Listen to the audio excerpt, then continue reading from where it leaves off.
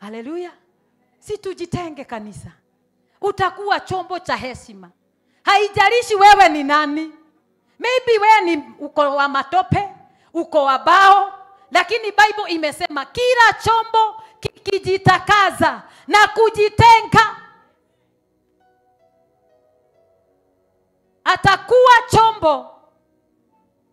atakuwa chombo cha kupata heshima, kilichosafishwa, kimfaasho Bwana, kimetengenezwa kwa kila kazi iliyo njema.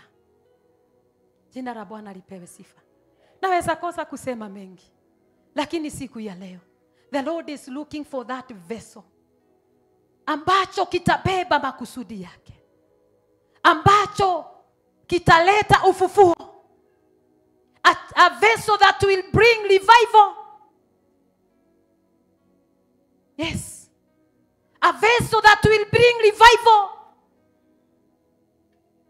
Chombo hiki kijitakaze, kijitenge, kijiepushe na uovu, kitakazwe, na ili huyu Mungu ajimwage kwa hicho chombo, na ili revival ipatikane.